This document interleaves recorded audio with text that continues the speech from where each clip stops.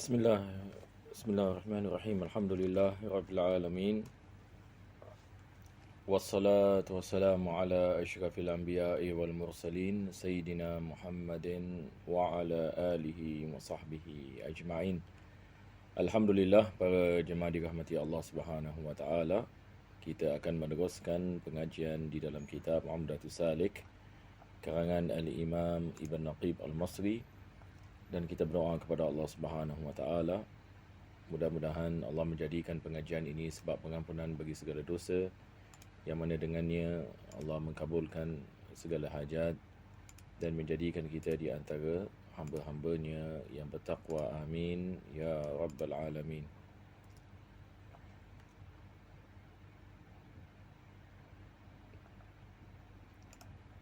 Sekejap ya, saya mungkin terlalu kuat yang dia punya volume. Jadi insya-Allah daripada mana kita berhenti, kita insya-Allah taala pada hari ini kita akan masuk kepada bab al-udhiyah.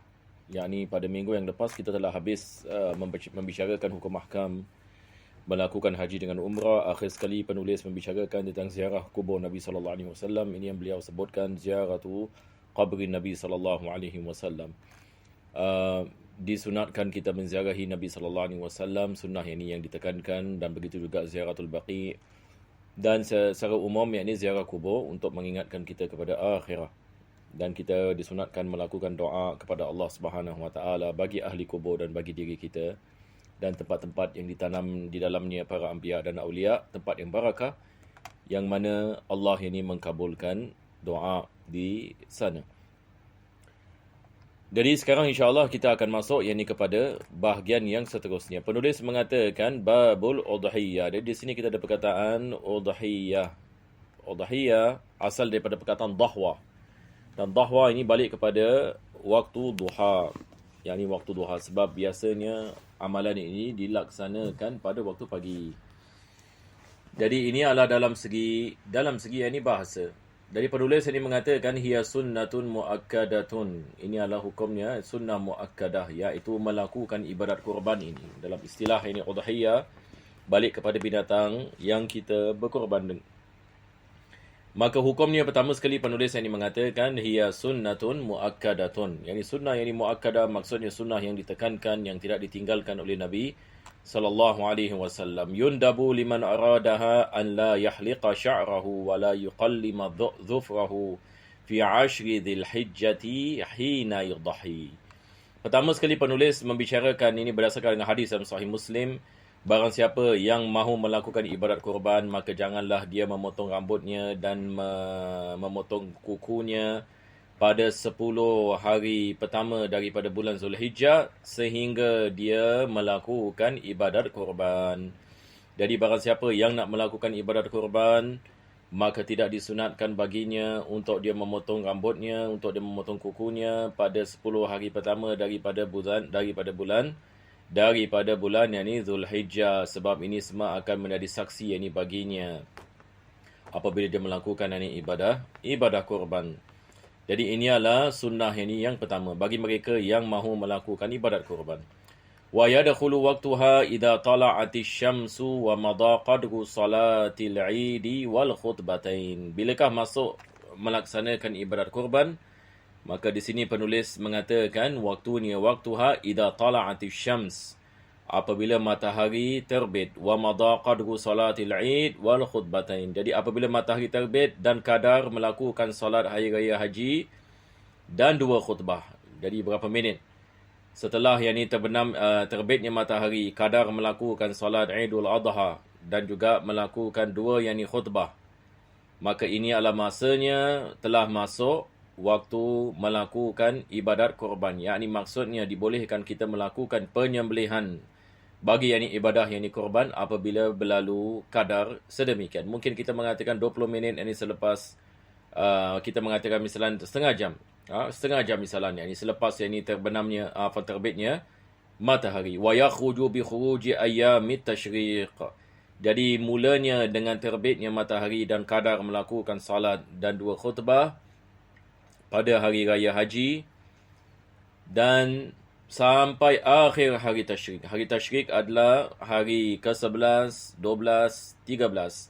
Jadi apabila hari ke-13 itu habis, maka sudah tidak disunatkan, yakni kita melakukan ibadah kurban. Yakni maksudnya hukum ahkam yang bersangkut paut dengan melaksanakan ibadat kurban adalah pada hari Idul Adha itu sendiri dan 3 hari daripada hari tasyrik selepasnya. Ini yang penulis mengatakan wahiyya salasatun ba'dal Aid.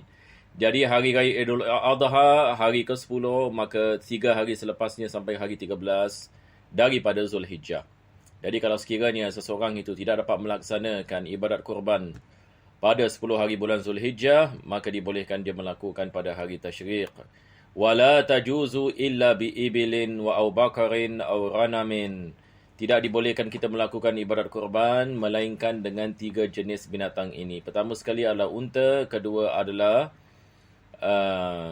lembu dan ketiga adalah kambing. Maka tidak dibolehkan kita melakukan ibadat kurban dengan kita menyembelih ayam, itik. Ini semua tidak dibolehkan. Ini bukan dikirakan sebagai ibadat kurban. Yang ini maksudnya bukan dengan niat ini kurban. Jadi hanya 3 jenis yang ini binatang. Jadi biasanya kita di bahagian Nusantara ini, kita menyembelih lembu dan kambing. Biasanya tidak ada unta yang di sini. Melainkan yang ini di negeri Timur Tengah. Mereka juga melakukan sembelihan bagi unta.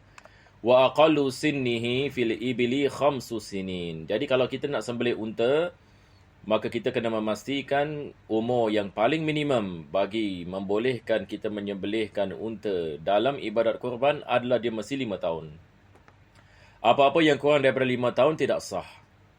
Apa-apa yang kurang daripada 5 tahun tidak sah. Wa dakhala fis sadisah. Jadi di sini dia adalah 5 tahun nak masuk 6 tahun. 5 tahun yang ini nak masuk 6 tahun. Bukan 4 tahun nak masuk 5 tahun, tapi 5 tahun. Dia dah masuk 5 tahun, tapi dia nak masuk kepada 6 tahun. Ini adalah kadar yang paling minimum. Wa fil bakari wal ma'zi sanatan. Dan bagi lembu dan juga kambing hutan, dia mesti sekurang-kurangnya 2 tahun. Dia mesti 2 tahun. Wa dakhalat fis salisah. Nak masuk tahun yang ketiga. Jadi dia mesti 2 tahun yang ini nak masuk tahun yang ketiga. Tak kurang daripada itu maka tidak sah. Kita tidak boleh sembelih lembu umur 1 tahun. Maka ini tidak sah dijadikan sebagai kurban. Begitu juga kambing hutan 1 tahun tidak sah.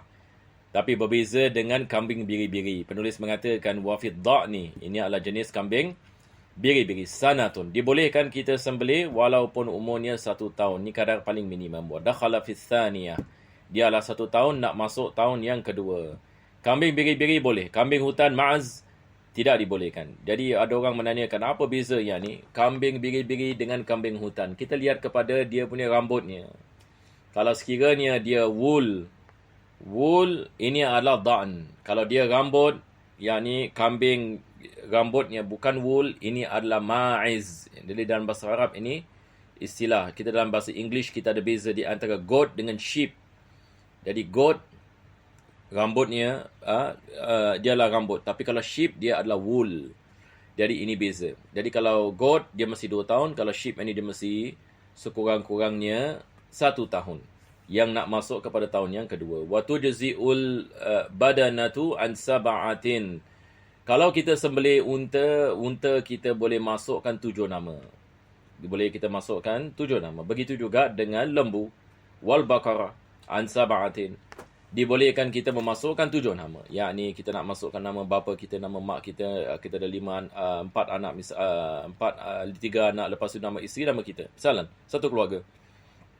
Kita beli yang ni lembu dan kita sembelih yang ni lembu bagi korban. Maka ini kita mendapatkan korban dilaksanakan bagi tiap-tiap yang ni individu yang 7 ini. Wala tujzi'u syatun illa an wahidin. Tapi berbeza dengan kambing. Kalau kita kambing hanya bagi 1 orang, kita tidak boleh kongsi nama. Kita tidak boleh sembelih yang ni kambing dengan nama 2 orang. Tidak boleh. Hanya 1 sahaja. Wa syatun afdalu min syarikatin fi badanah.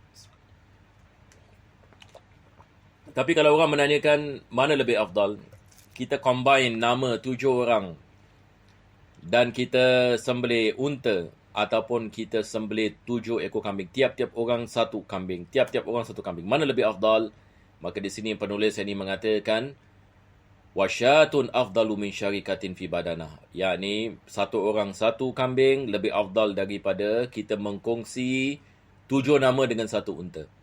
Wa afdaluha al-badanah. Dan yang paling afdal kita melakukan korban di antara unta, lembu, kambing, mana lebih afdal? Tentu sekali unta, sebab ini unta harganya mahal, dagingnya lebih, manfaatnya lebih daripada yang lain. Jadi yang paling afdal badana, summal bakara, summal da'an, summal ma'az. Jadi ini adalah turutan yang mana lebih afdal. Pertama sekali adalah unta, kedua adalah lembu, ketiga adalah kambing jenis biri-biri, ad-da'an. Yang keempat adalah kambing hutan.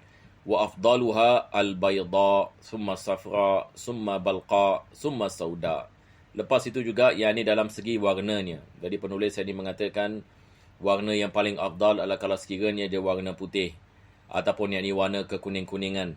Ataupun yang ini ada yang ini percampuran yang ini bagi warna. Summa sauda, ataupun yang ini warna yang hitam. Ini yang paling akhir. Jadi afdal yang ini dalam segi jenis binatang dan juga warna bagi binatang. Wa tushtaratu salamatul udhiyati 'anil 'uyub.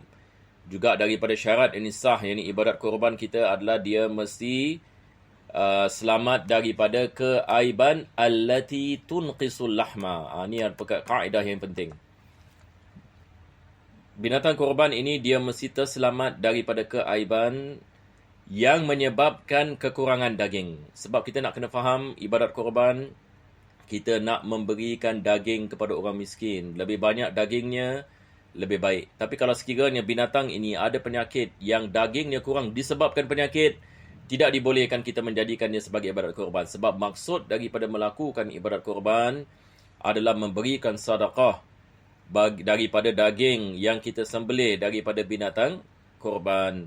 Maka ia tidak menjadi sah kalau penyakitnya mengurangkan dagingnya. Jadi semua jenis ini penyakit yang mengurangkan daging bagi binatang, maka ini tidak sah dijadikan sebagai ibadat korban. Apa saja jenis penyakit? Inilah kaedah. Jadi perkara yang pertama sekali disebutkan oleh penulis, keaiban yang pertama adalah jenis penyakit yang mengurangkan daging. Naam, fala tujzi'ul arja wal aura wal maridah.